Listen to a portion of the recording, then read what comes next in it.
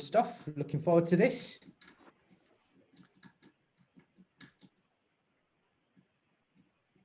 I think we've got, yeah.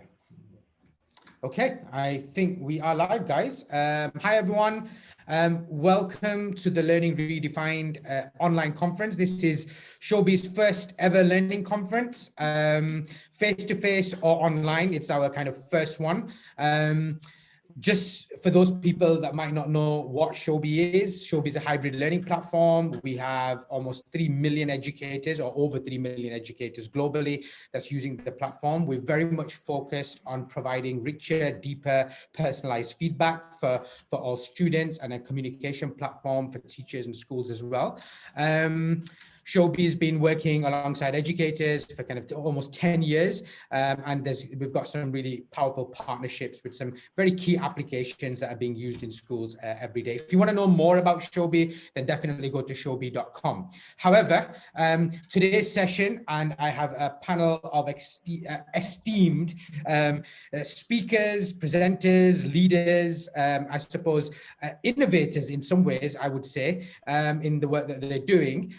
And the title of the session is very much around empowering learning within a community. So I'm going to start off with a quick introduction. I think we should start with ladies first. Emily, introduce yourself. Tell us who you are, your organization, your role, what you guys are doing. Hiya, thank you, Abdul. My name's Emily Hobson, and I am the primary national lead for curriculum, pedagogy and behaviour at Oasis Community Learning. That's one of the largest multi-academy trusts in the UK. We're a mixture of primary and secondary schools with 32 primary, 20 secondary. And our kind of ethos is transformation at a community level to go in and transform communities. And as part of that this year, we've rolled out one-to-one devices with all of our 32,000 pupils across the primary and secondary range, reception to year 13.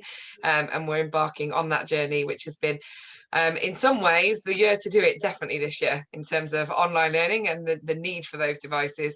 But for us, we tend to work in areas of high deprivation. So the one-to-one iPad approach was long planned prior to this, and it's about creating equity for all of our pupils, whether they're sat on the Isle of Sheppey, in Bristol, in Grimsby, in Manchester, in Birmingham, whichever of our academies they're in, whichever region they're in, creating an equitable, high quality, world-class education. Wonderful. Thank you very much. And Ian. Hi, everyone. And just a big thank you for joining this afternoon. I've been hugely impressed with the commitment throughout the pandemic of teachers continuing to invest in themselves in professional development. And so thank you very much for spending your time. Hopefully you'll find it useful today. My name's Ian Hunt. I work with the St. Bart's Trust. We have 19 primary schools across 4 local authorities in the West Midlands, so we have about 6,500 pupils altogether. We serve mainly disadvantaged communities, but we do have some village schools as well, and small schools, which bring its own challenges, as well as those large inner city primary schools as well. We haven't gone down 100% one-to-one iPad, mainly because of finances. We've got about 11 of the schools out of the 19 who've gone one-to-one iPads. We are taking a phased approach to the other 8 schools coming through. It does cause me a little bit of concern in that front, in the fact that we haven't been able to do it 100% across the board. And what we're very wary of is having a 2-tier system between the haves and the have-nots.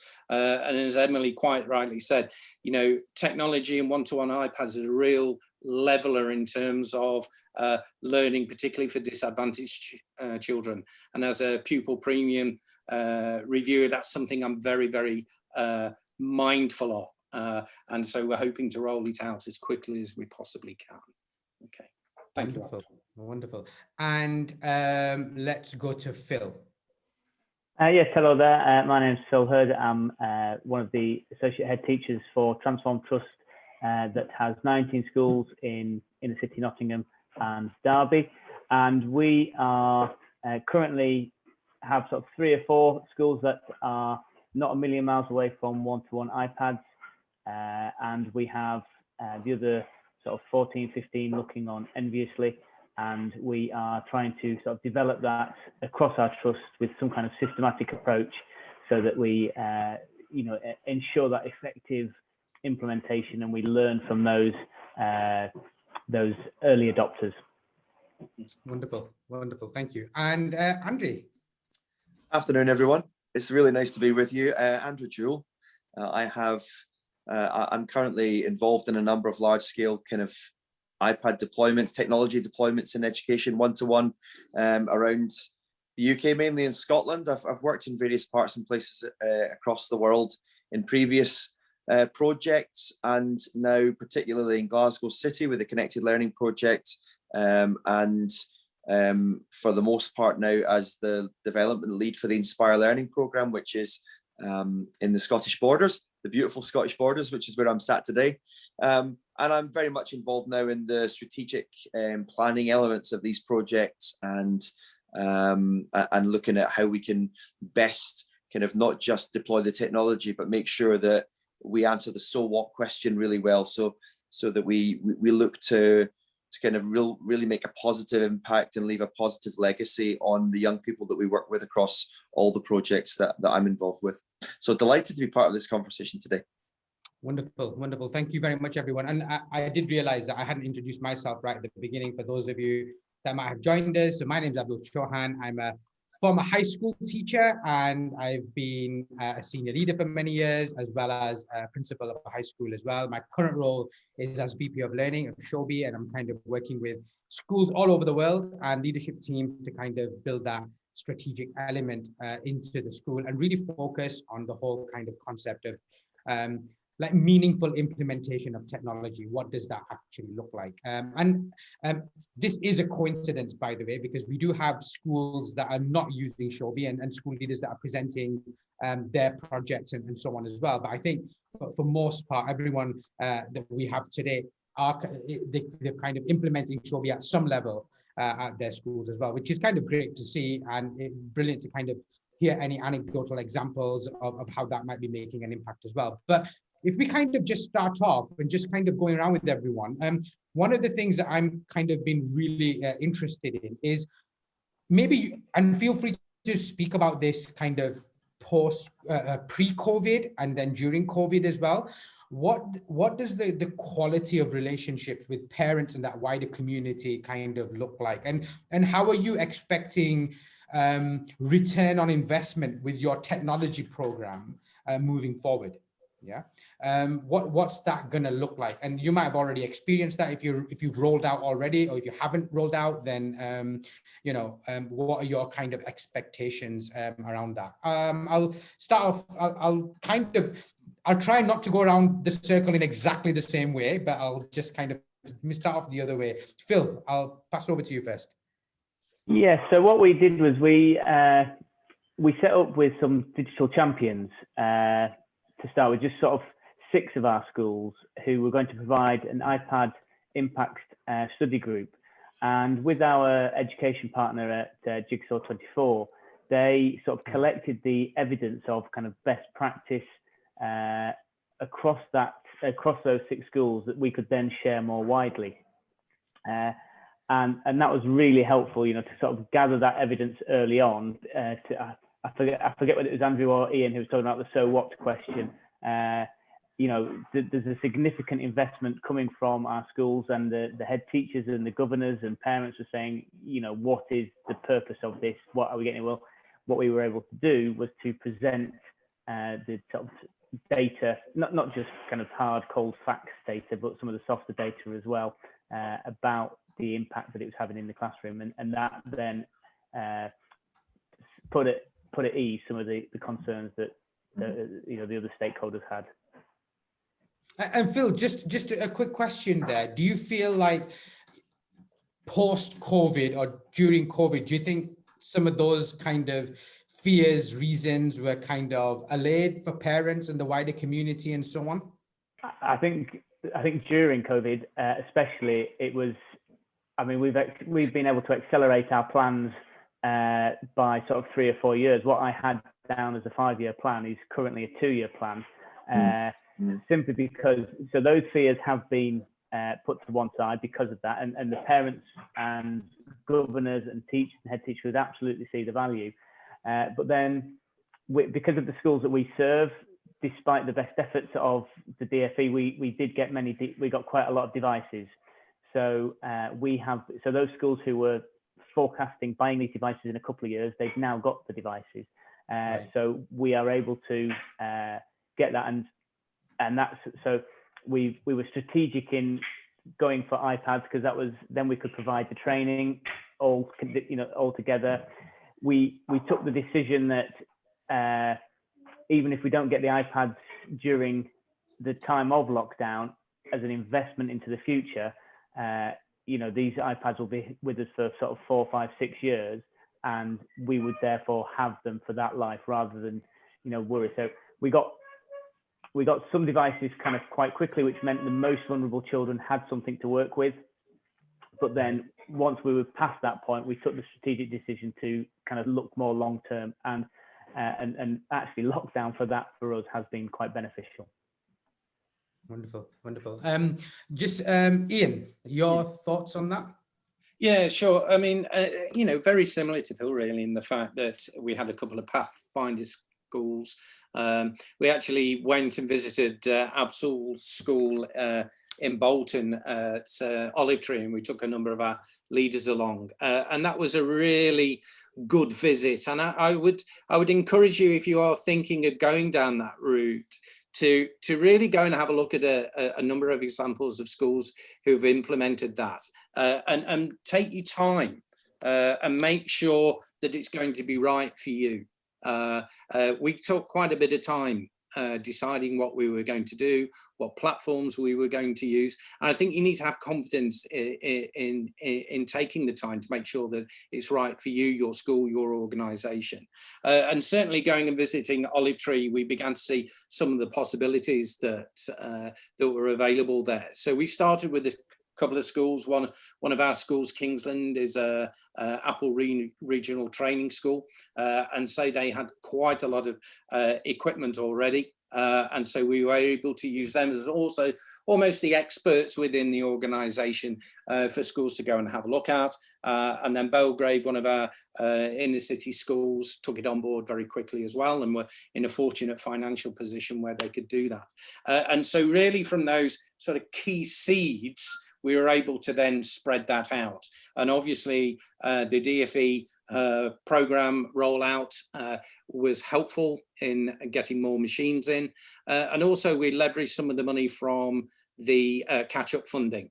And what we saw was that the feedback from parents from the schools that had the one-to-ones through the surveys that they did were far more positive about the remote and online learning than those schools who didn't have them. And actually, interestingly, for some of those parents, some of the feedback that came back was, can you tone it down a bit? Because there was actually so much going on that they were actually struggling themselves with workload issues and those kind of things. And so we had to take a very individual tailored approach. So we didn't take a complete map-wide approach. It really was down to actually individual students, groups of students, parents, etc. And of course, that didn't replace the fact that, some parents still needed, packs going home and all those materials as well. But we were able to use that as an additional tool to complement the online learning. I think some of the stuff that worked really well for some of our more middle class families was recording sessions rather than live streaming the sessions. And so they could pick and choose when they were going to take part in those lessons. So they had a suite of things that they could choose from throughout the day. And that worked really well in those areas, where in some of our more perhaps economically disadvantaged areas, then parents really appreciated the live streaming of lessons and those kind of things. So wonderful, wonderful. I think there was, I do remember during, I think it might have been the first or second lockdown. At that time, Professor Daniel Muiz was with Ofsted, and he was kind of doing some best practice stuff. And one of the things he did mention was that, and it was like live lessons. Everybody was just talking live lessons all the time. And he was talking about the impact of recorded lessons and having access and people, you know, kind of taking a step back and just thinking, well, actually, should it be live lessons right now, or should we do recorded stuff, and having a good balance between the two rather than one or the other? Absolutely. Abdul, Emily, sorry, yeah, just on that, Doug Lemov of Reading Reconsidered fame also wrote a very good book on that formed the basis of much of our training and learning during the lockdown. So if anybody hasn't read that, I could recommend it, and it still has some relevance even though we're kind of hopefully moving out of lockdown. Yeah, good reference point. That my wife's a deputy, and she's got that book. So I remember when it arrived, I was having a good peek in there, looking through it, and there's some really, really good key points in there that are definitely worthwhile. Yeah. Just moving on to Emily. Emily, Oasis obviously one huge trust, massive organization. Of course, feel free to kind of expand on what others have said. But one thing that I wanted to know about Oasis was the program around, you know, technology and that rollout, was that a response to COVID, or was that kind of like a vision thing from pre-COVID times? Yeah, no, very, very much a vision from pre-COVID times. I think we'd have very much struggled even to get hold of the numbers had we not been already down our journey, because there was a shortage nationally, I believe, from colleagues outside of the trust who contacted me on numerous occasions actually to ask how we possibly got hold of that many, and I had to explain that it was long before this. I don't think we're capable of seeing into the future yet, although if we are, I'd love to know what's going to happen with Key Stage 1 and 2 assessments, but that's probably a different story. It was, yeah, no, very much long before this. In fact, we were talking about, we'd started to have meetings. It was over 12 months ago now, where we started to meet with the National Lead Practitioner team, which is a team both me and my secondary counterpart line manage, of about 60 practitioners across the trust who are kind of top of their game, classroom practitioners, released a day a week to come out and work on school improvement with us. That's our school improvement model. So it was just over a year ago, we had a meeting to discuss kind of what kind of apps might complement the curriculum. And then a year later, the rollout's been expedited where possible, but it was a long-term aim. I think the main aim to start with for us is all about addressing inequalities, and we just felt that this was a route we went down which would enable all sorts of things for our pupils in terms of cultural capital and expectations, but in terms of the ability to learn from home. We had the whole asynchronous synchronous debate in terms of our delivery of COVID, and we actually we've got quite an autonomy amongst the 52 schools in the trust in our decisions. We don't all have to follow one way, but some of the most successful mixtures were actually a real mixture of asynchronous and synchronous. We went kind of synchronous for well-being check-ins and story times and those times of enjoyable things where you want that relationship with the class teacher, but a lot of our learning was pre-recorded, with then check-ins later on and follow-ups from the kind of assessment things we put in place the following morning to pick up misconceptions, and that worked really, really well during COVID. But yeah, the iPad's part of a rollout for equality. There's the notion we've developed, using those nationally practitioners, a best practice curriculum, that for primary is a new for secondary it's been going for a couple of years, but for primary is new. So we've had the benefit of being able to design it all in one go and design it around a one-to-one device approach, which was a huge win and a huge selling point for our schools. So Horizons then is to kind of enable that to be delivered really effectively, but also to look at why are we doing something 32 times across our primaries that we only need to do once, for terms of staff retention, and for kind of best practice, but then the ability to kind of localize when it arrives in your academy at your end. Because whilst we do serve, all of our academies are above national average for pupil premium, while we do serve communities that have high deprivation factors, they are very varied communities in some of the locations that I gave you earlier. So it's kind of equity and standardization, which then allows for local context as well. Absolutely, that's brilliant. And Andy, take a deep breath. Yeah, no, I'm just enjoying listening. Good stuff. It's yeah, I mean, it's fascinating always hearing. I'm always amazed that, and you'll be the same, you know, no matter where you go, you rediscover all the time that education is a global language, and you know, you can hear different contexts, different stories, but essentially we're all speaking very much the same kind of language. And you know, I think it feels like we're very close to kind of, certainly for us in Scotland, we're very close to a national tipping point in terms of one-to-one. You know, it's now a government pledge that every child will have a device for learning, and that will happen in the next few months. And I think some of the conversations we're having today are the vital conversations around about that. You know, it feels now like it's obvious. It's kind of it's perceived wisdom that of course you'd take a device with you into school. But I think some of these core questions that we're asking about, how do we then see value, and what does that value look like? And to some of what Emily said there, we're very, very similar. You know, our projects in Glasgow, in the Scottish Borders particularly, we have two key goals. One is attainment, and the other is equity. And it is absolutely removing that inequity of access, and you know, providing equal access to the best tools for digital learning anywhere. And you know, it's funny how you become, the more you do this, the more convinced you are of certain things that you wouldn't do again, and other things that you absolutely would, and the rightness of certain things and the wrongness of certain things. And you know, I think the fact that we've eliminated some of the inequity that maybe was associated with some of the kind of bring your own device type approaches that happened a number of years back. I think that's something that I'm really proud of, that we've got real digital equality in our projects, and that gives you a firm foundation upon which you can then answer the so what question that we were talking about with Phil there. You know, what can you do that you couldn't do before? And the answer to that is often a local answer. It's in the Scottish Borders, for example, we're very rural.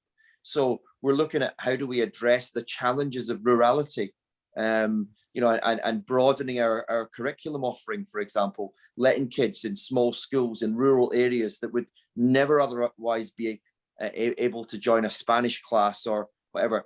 There's no reason now why that wouldn't be possible. And then if you look at a huge like urban project like Glasgow, you know, it might have different focus points, but the foundations are the same. And obviously the so what question can be answered slightly differently, but only because we've got equity at the beginning.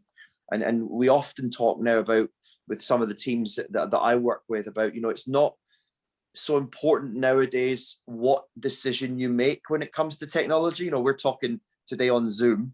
It could be WebEx, it could be Google Meet, it could be Skype, it could be Teams.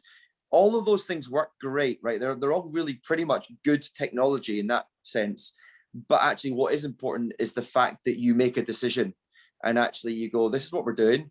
Everybody's going to do this. And we get some equity around about that because of the doors that then opens in terms of productivity, creativity, and also confidence in terms of your teaching staff. Yeah, I think kind of great answers from everyone. I think there's a lot of learning there, and we could probably just talk on that topic for an hour quite easily. But one of the things that I remember, so I'm kind of going back now, 2008, and there was no iPad. There wasn't hardly any concept of every student having their own computer given by school. And in the school where I was at, we kind of launched this thing about, you know, and it was a deprived community. It's my community where I live in now. And the idea was every student should have a computer. And the thing that we came across at that time was the iPod Touch, right? Because it was like a mobile phone, but without the phone part. And there was a browser on it that you could actually find information. Yep. And the other big thing on there was email. Like you could enable email and kids could email and so on. It sounds like a nightmare now, right? Because you don't want to have like a million emails coming through. But the fact that students could ask a question outside school time or look something up outside class time and school time, just that thing began to kind of change the way in which that kind of perception was. And it was kind of a torn project because some people saw it as, hey, is the school wasting money with technology, and does it really have impact and all that kind of stuff because it's really new. And then there's the other side. Well, actually, I have 3 children at the school, and there's no way that all of them will be able to have a computer and be able to access things. And that was something that weighed quite heavily on us. And I think that as time's gone on, we saw the pace of technology develop. And I remember when Showbie first came in, that was the first time, like that was the parent view at home, right? Because they saw the iPad, and for them, sometimes it was like, hey, are they playing games on this? Is that what this is for? But the moment they kind of saw learning happening, the moment they could hear teachers' voices through there, the moment they saw their children submitting work on there, creating something and doing that, that's the thing that began to then change kind of perceptions. And I'm just wondering, like in your organizations, what does the parental view look? What do the parents see on the device at home? What's their experience and their interaction and their conversations? How does that change? Let's start off with Ian. Yeah, it's interesting. The feedback we've had from the parents is, in the main, very, very positive, and they see this as a good thing. And they'll get on the Facebook and say, oh, the school's got one-to-one iPads now, isn't this brilliant? I think we've got some way to go in terms of educating the parents about the real possibilities. I think COVID and the pandemic really has accelerated that. I think the fact that they can actually see what's going on through Showbie, I think probably the biggest impact has been the marking of the work and the fact that we've been using verbal marking. And so parents can really get involved in that feedback, and the fact that it's there and the children can go back to the work and listen to the development points, listen to the positive feedback, listen to where they need to go next. I would say that's probably been, other than the fact that, wow, isn't it fantastic? They've got a device and they're really slick and they can use it really, really quickly. And a lot of parents have said they've been absolutely blown away by a child going, it's this, it's this, it's this, it's this. Wow, that's amazing. But I think that understanding now is almost like opening the classroom door, that they can see how a lesson works. Yep. And actually the real skill that teachers have in giving feedback and moving children on and developing them. And that's probably going to have some real long-term impact in terms of understanding what we're trying to achieve, and therefore parents being able to support that at home more effectively as well. Yeah. Emily? I think it's quite an interesting one, because I think lockdown kind of did that, didn't it? It kind of opened up the classroom door virtually. Yeah. And we had some great feedback from our parents in terms of understanding what went on with the lessons, and how we, at that point, we didn't have all the one-to-one devices rolled out. So I was leading a school at that point through that, and we found different ways to make things work, trying different platforms, different ways. I'm really looking forward to being able to use the Showbie package, and I'm really excited. One of the main reasons we chose Showbie as our main kind of workflow choice for the one-to-one devices was the notion of the portfolio. I thought that was a really exciting development, having seen what we'd seen during COVID. That was going to be great in terms of parents. I think what I'm looking forward to as well is the notion that we're going to be sending home a device with everything on it. So, for example, as part of the primary curriculum, there are knowledge organisers, which are very buzzy, I know, but with real purpose and design behind them all. And on the reverse of that is the teaching map of prior learning, future learning, so they can see where that journey of learning fits in, and then independent activities for home and family learning for home.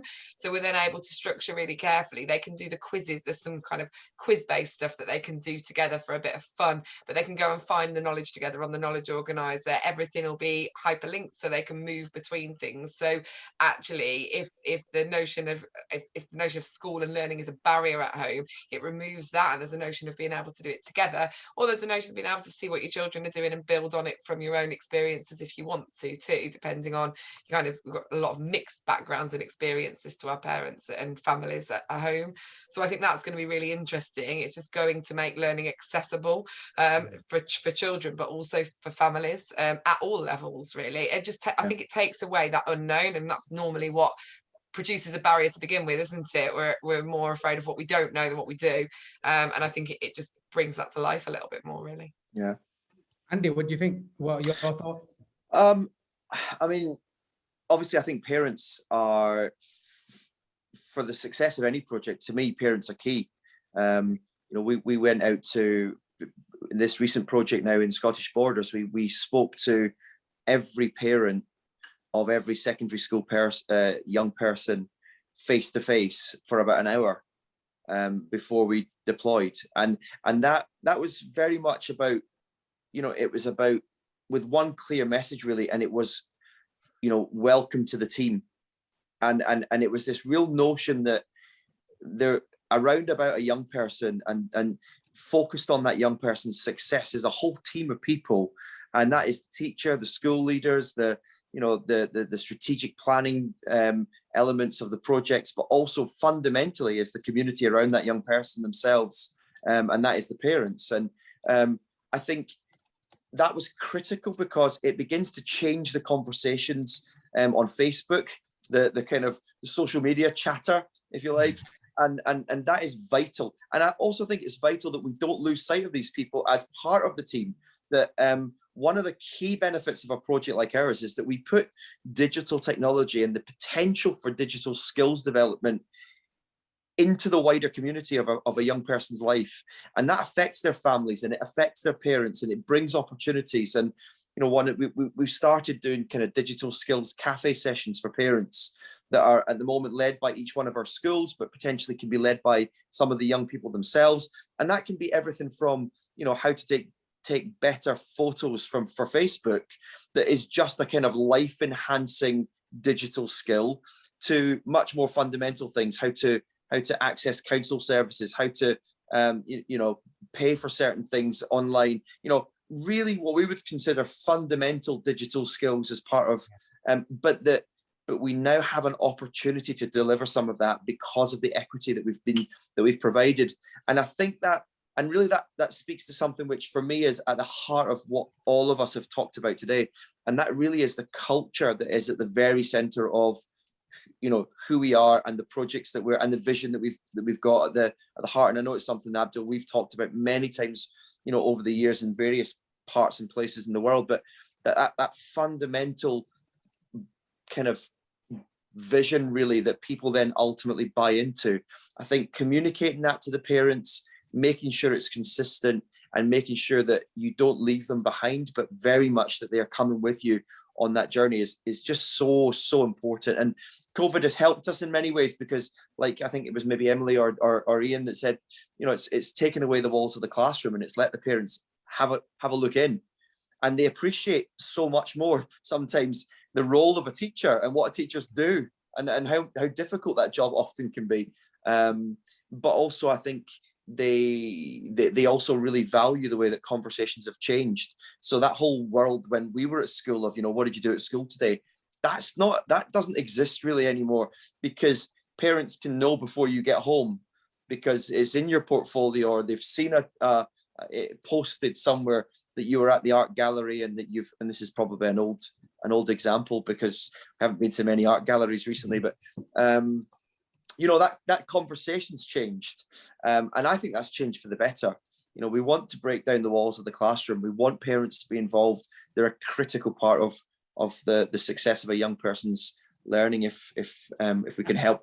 I also think, Andy, that, you know, certainly with kind of having a workflow that, and certainly something that Emily mentioned earlier on, where you've got explainer videos, recorded stuff that parents have access to and they can see, they actually feel in a better position to support their children. I mean, we all know about the whole, we didn't do long division this way, we did it a different way and all that kind of stuff.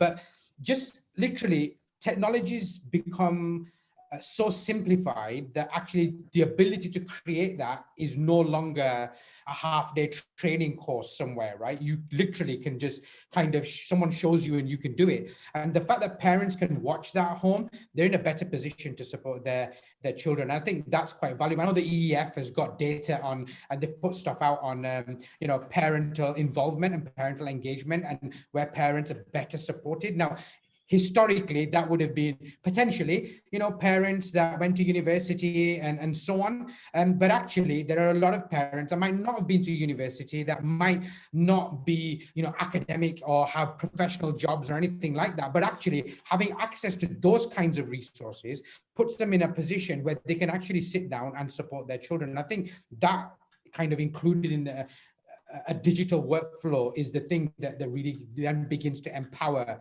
you know, the whole kind of community as well. Phil, Transform, tell us about your perspective. Yeah, just to illustrate that point that you've just been talking about there, and Andy was talking about, I believe there was an excellent digital technology in the maths classroom webinar this morning that talks about that. Somebody got Phil heard, I think that was. Yeah, some chance. But one of the things that was in there was the use of screen record to just record a 90-second recording of a maths. You know, in this example, it was column addition, as you say. It can be any kind of method, but what that's done is it's as you said, Abdul, it showed the parents the strategies that are being used in school.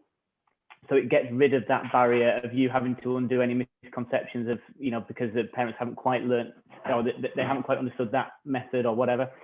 So it's got rid of that. But then also my colleague who produced that video for us, he also said that what it's done is it's infused his class, his children massively, because we know the importance, well, in a writing perspective, the importance of audience and purpose. Well, through our work with Showbie and being able to share that work, the immediacy of the audience and purpose is fantastic, you know. So no longer do we have to write to the Prime Minister to try and get a class, you know, an extra playtime kind of thing. That not quite authentic purpose, which has a place, but you know, his children, his year 2 children, were immediately infused by having this audience, which is their parents, straight away. So that's been really powerful. And then the parental engagement through you know, through the remote learning time has for Transform has just been so much better through the use of technology. You know, especially as you said that. I was speaking to a few of our teachers about this over the last couple of days, and they were saying, especially the Key Stage 1 children who don't necessarily, you know, have the words or the language to articulate what has been going on. I know, you know, as you've got older children, it might just be a grunt at some point. What did you do today? But you know, for the children that we serve, you know, you've got children who might not have understood all of the lesson because of language barrier. You've got children who haven't got language developed, but because it's all there for the parents to see, they were able to sort of interact. And you know, we've had, you know, our schools use Class Dojo, they use Marvelous Me as a communication tool, but schools are finding that was a little bit sort of during lockdown 1, where we didn't quite have everything set up in place because it was all a bit of a rush at that point. It was a bit clumsy, but then from kind of when we had class bubbles isolating, and then certainly from January when it was remote learning 2, and we'd invested a lot of time and energy into training of staff, and therefore they were using the technology more effectively. The parental engagement went through the roof. They were contributing to the development of the child, and not just passing on messages or what about, you know, they were actually taking part in the learning, which was fantastic. I think as well, Abdul, and to what Phil said there, part of the benefit of Showbie specifically is that it really offers the chance to kind of open the door and bring someone into your class, you know, that may be a parent, but may also be an author or a scientist, or, you know, someone that can add enormous value to the richness of a learning experience. And that's very straightforward to do. And I think that idea, it continues the same theme, that idea of being able to really provide the richest context for learning to these young people, be it involving their parents, but also potentially involving other key experts, is hugely powerful. And it's amazing to see someone dropping into your class from a geography or a situation that our kids perhaps they never experienced, they don't recognize, they don't know what that's like, they've no kind of frame of reference. And rather than reading that in a textbook, they're listening to somebody from, you know, a totally different kind of perspective, actually contributing to to like I say, the richness of what learning potentially looks like. And, you know, that's amazing, really. One of the, sorry, I was just going to say, one of the things, Abdul and Andy there, that we've, our next task as a trust is to gather what's worked well and make sure that we kind of continue it now that we're back in the building in normal times. And you know, the videoing of a 90-second video clip of some modeling is one example, and we need to find out other examples so that we can roll them out as well. Emily, I was just going to say, it was just what Andrew was saying. It's again all in being designed at the moment, but I'm really excited. Our RE NLP and our personal development NLP, and then our humanities NLPs as well, national practitioners that are designing it. Part of the design of the curriculum, because we know we've got these devices, is for children to meet with other children from other academies across England. So although they know they're in an Oasis Academy, how does this classroom look different to my classroom from an EDI perspective as well, and an open in the world perspective? And then because community learning is just one branch of the Oasis charity, we've got hubs internationally that work and deliver education in all sorts of communities around the world. So as part of the curriculum design, they're meeting with each year group, it meets a hub area around the globe, so Oasis India or Mozambique, so they can see the kind of implications of the earthquakes, etc. So they meet those hub leaders live, hopefully, depending on how their internet streams are, but pre-recorded if not. So it literally opens up the classroom in that way, which is incredible in terms of an opportunity. It shouldn't be possible somehow, should it? But I'm so excited to watch faces. I shall go into my local academy in Worcester, where I was head, when that happens, because I'm so excited to see that. We've done a bit of that before using Teams and the teacher device, but it's not the same, is it, as linking up and having a friend in another Oasis Academy halfway across the country. That's all those things are possible. Ian, yeah. your hand up, Ian. Sorry? I thought you had your hand up. No, I was probably nodding enthusiastically. I mean, the fact that we've got Octavio from Mexico in, just, you know, I just think it's fantastic. It's amazing. You know, it's a direct example of what Emily's talking about there. Great to have you with us. We had a great example of that not that long ago. One of the kind of partners that we've been working with in the Inspire program is an app called Procreate, which is an art app. Fantastic, absolutely best in class tool. And it's one of the things that I actually really still almost gives me goosebumps, is that little kids in the Scottish Borders are learning with the same tools that essentially are used by Netflix and Disney Plus, and all the new Batman comics are painted on the iPad using Procreate. And these are the same tools that the young people in my projects are actually getting the chance to develop their skills. Amazing.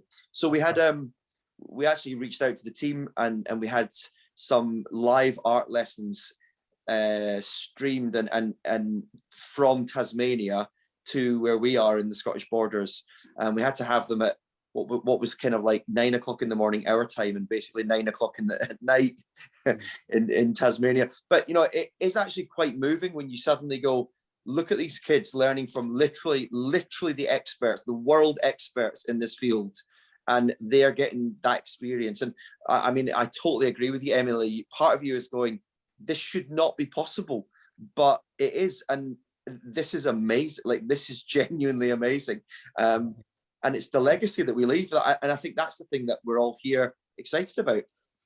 I think that that's kind of the power of technology, right? When we start thinking about what can we do now that we couldn't do before. And I think if you have an organization that's enabled one-to-one, you've got a tool like Showbie in there as well, the way you design your curriculum will be significantly different if you didn't have those tools in place. It will just be totally different. You know, I've known schools to plot like half a kilometer around the school and just to see what businesses are there, and then plug those into the curriculum and then invite them into Showbie classes. And now there's the video chat feature. So they'll join for a week and they'll, you know, if you're learning about maths and this and that, maybe some engineering firm will just drop in and say, hey, X, Y, and Z and so on.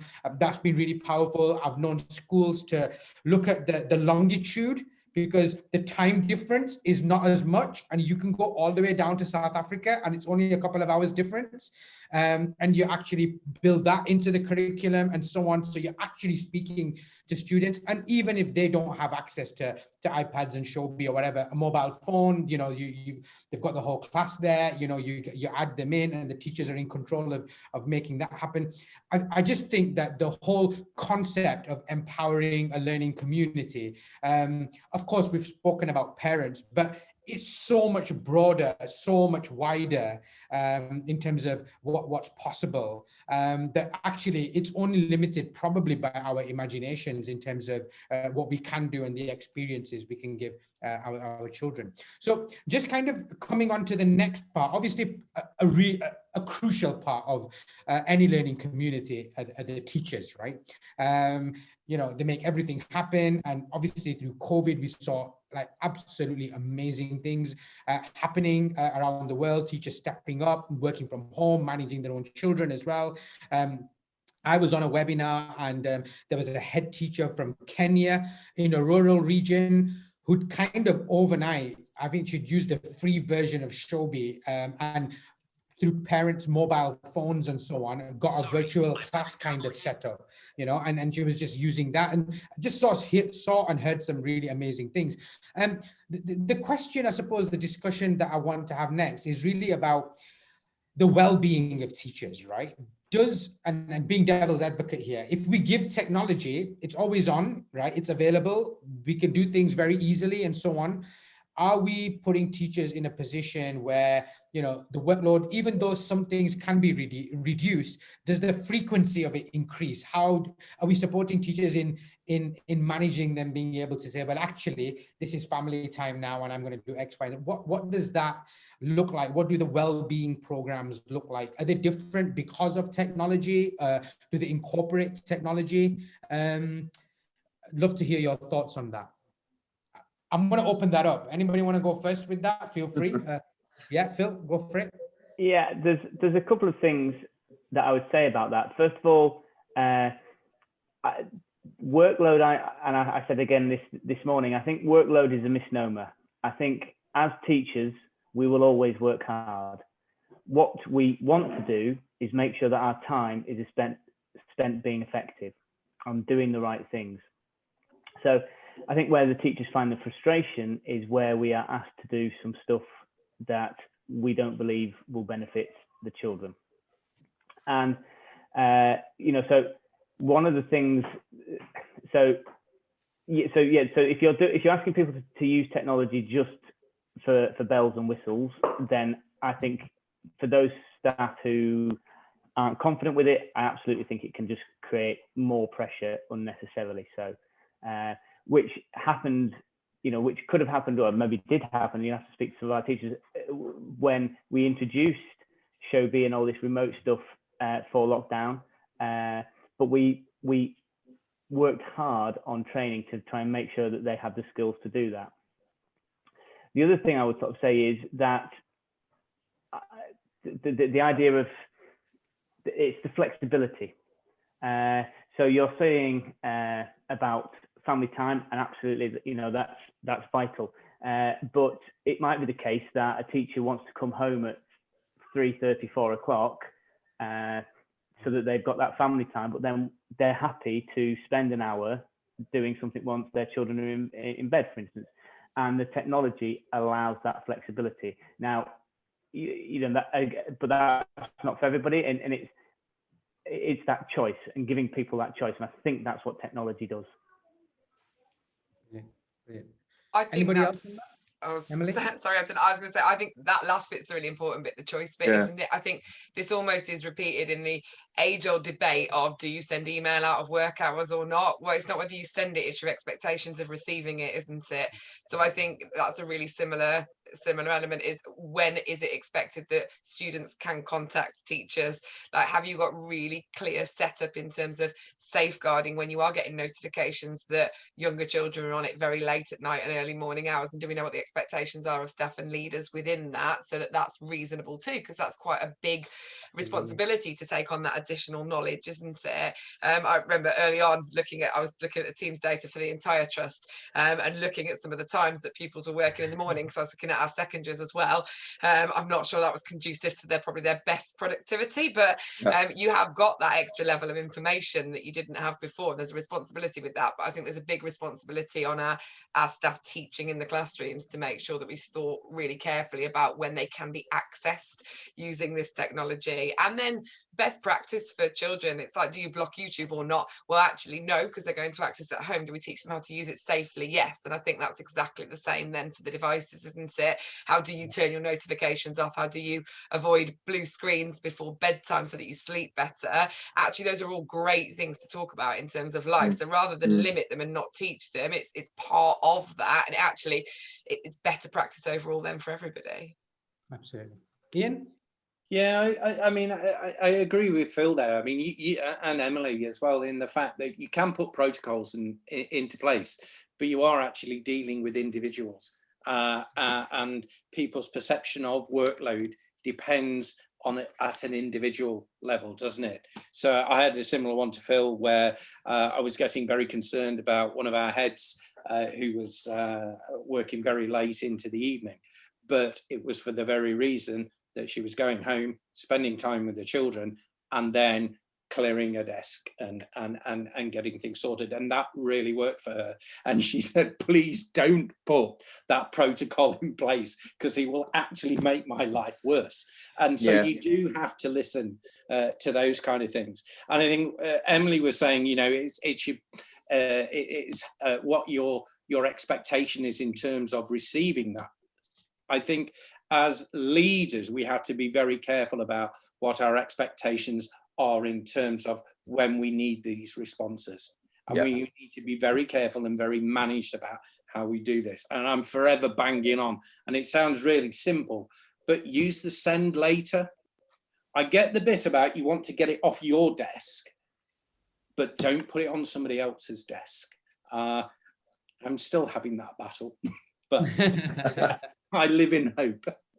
Yeah, I think the expectation thing, Emily, that's absolutely spot on, because, you know, if you're a teacher, an NQT, new teacher, whatever, and you get an email at 9 o'clock from the head teacher, you suddenly might feel that I have to respond to this, you know, unless it's been made absolutely clear by senior leaders, by the head teacher, to say, look, I will send emails whenever it suits me, but there's no expectation for you to answer it, and so on. And those expectations need to be super clear. Andy? No, I think broadly, I totally agree with what everybody said. I think the point Ian made there in that last comment about flexibility is really important, because essentially that's one of it's almost a golden thread that we can see no matter where you come at any one of our projects. One of the key benefits is flexibility. You know, the mobile devices give you that flexibility in terms of space, in terms of how you learn, when you learn, where you access learning. And we know that over lockdown, you know, many of our young people, that was absolutely vital. You know, if you were living in a house with, you know, a cramped house, maybe with 3 other siblings, and it wasn't always a case of, well, you can do your work at between 9 and 9:50, you can do English, and then you're going to go to maths from, you know, 10 till 10:50. You know, it wasn't quite like that, because that's not quite how families work or homes work.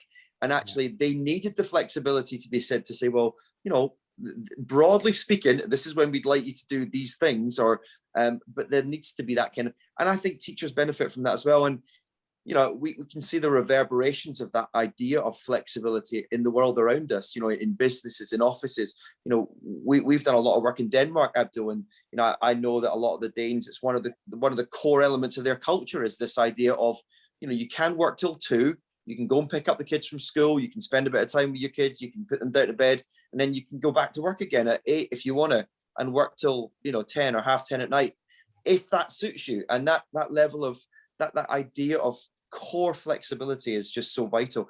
And again, it's one of the benefits of technology. I think the danger with that is sometimes that you'll get the people that will almost kind of self-harm with that flexibility, if you can put it like that. They will not stop and they will not know. And sometimes the role of a good leader is actually to be able to go, hold on, how come everybody else is sending out an average of, you know, X Showbie assignments, and actually what you're sending out is about 3 times as many as that? How are you possibly able to keep track of those things? And the role of leadership. And we found the benefit of this even in our initial look at the kind of admin dashboard features that Showbie offers. You know, one of that ability to kind of like gather the data and actually do some really fairly profound analysis of that data from the point of view of the health and well-being of our teachers and our staff, is potentially a huge benefit for projects like ours. Absolutely. Abdul, yes.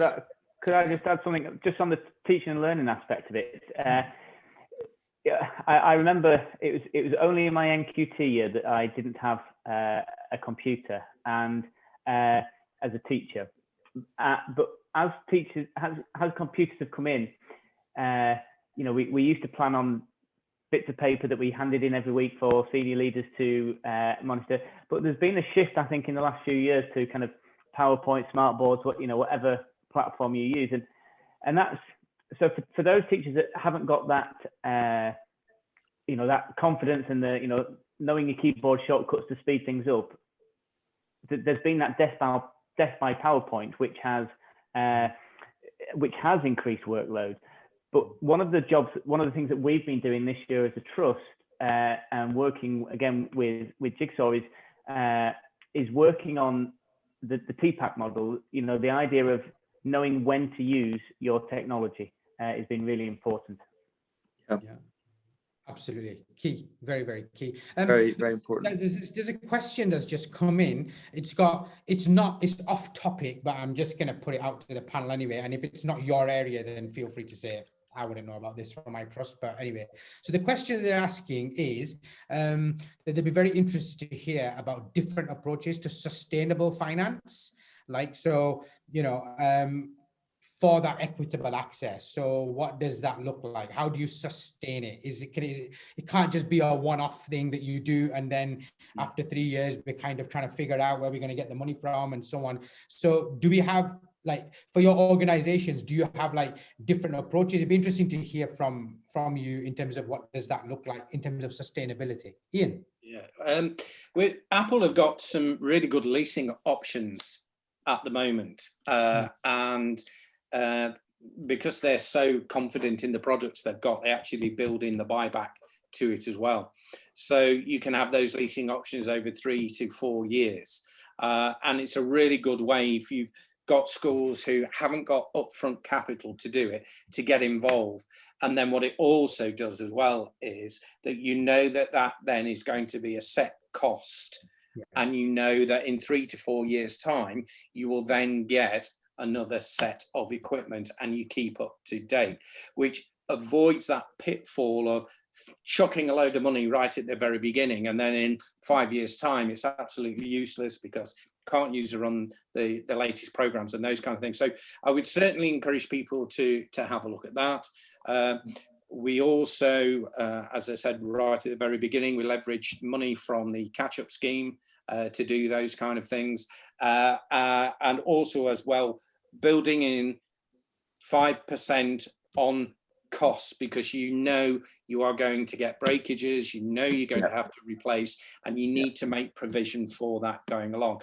So sorry, I didn't see the name of the person who asked the question, but if they want to email me, I can share our strategy and what we ask the heads to do budget wise and those kind of things if they're interested in that. Thank you. Emily? I have to say that sits outside of my remit. I'm pretty happy to reply on that. I do know that what yeah, I know quite happily. As a bit of feedback from the start. I mean, as a principal, obviously, I knew how it was going to work in my own academy, but the wider trust strategy across that many is more. I know that there was considerable thought into savings in terms of from a sustainability perspective, but also if you look at the photocopying bill and paper bill for 52 academies, that's an interesting one. There's definitely savings to be made in there. And actually, the more we do this, when we look at workflow, anyone that works in a primary, Pritt sticks are massive in terms of how many we used to get through. Like that, all those kind of things are going to go. Exercise books, Pritt sticks, not completely. It's not the children won't be working. So then there's we're fielding questions left, right, and centre on hand-eye coordination and writing skills and fine and gross motor skills, but they are going to be reduced significantly and just become more efficient. So I think there's savings there too. I also know that the contingency we built in for breakages in the first year, we've had the kind of first set of results in this week from a meeting that I was in this week, and it is considerably below what we forecast. So I think we plan for worst case scenario, and it's considerably lower than the forecast to spend on the kind of replacements and breakages in the first 6 months. Brilliant. Brilliant. Thank you. Phil? Yes, I just want to offer a counter perhaps to the Ian's thing about the leasing. As a trust, we have, I think we've pretty much persuaded all our schools to purchase outright, simply because that we're in a position where we were quite fortunate in a number of our schools had built up some reserves. Right. And therefore, it was the idea of the residual value of the iPads. We were finding, just a quick search on Music Magpie or something was finding that the residual value of the iPads 5-6 years down the line was still high. And if we were leasing after 3 years replacing, that that residual value is with the leasing company. So what we then did was make sure that the schools budget in replacements. Kind of, we were going for about every 5 years, so they were building up their reserves ready to replace when necessary. Okay. I'm going to come on to Andy, but I've just done that thing where I've tapped my phone and it's actually past 6 o'clock, past our time, which I was expecting 5 minutes left, and that's not happened. We've gone over. But Andy, final words on that particular question?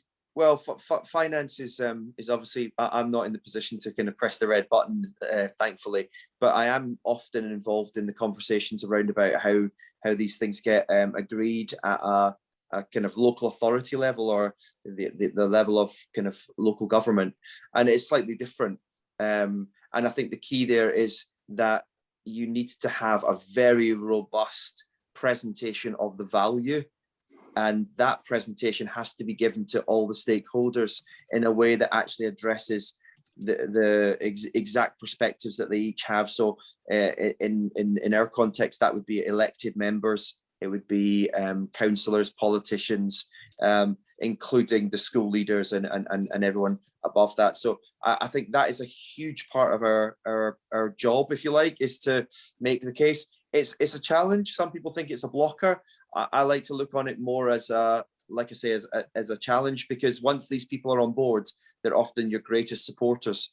And if you look at the Scottish Borders as an example, again, there's a 4-year rolling refresh cycle. I think the one thing to remember, and we'll all be in this position, is once you kind of jump off the cliff, there ain't no going back.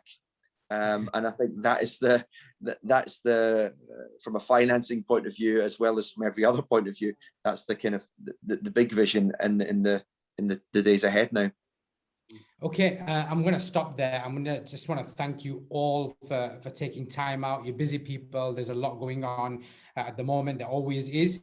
But I really appreciate you kind of sharing your wisdom with each other, with our attendees as well. So I'm going to kind of just stop there and just thank you all very, very much for kind of being part and sharing, being part of this. Thank you. Yeah. Thanks, Abdul. Thanks, everyone. Thanks, everyone. Thank you. Thanks. Bye. Panelists, attendees, there will be a recording of this available. If you've signed up for the event, and there'll be a whole bunch of these kind of panels going on for the rest of the week. So absolutely feel free to kind of take part in those as well. Thank you. Thanks, everyone. Bye.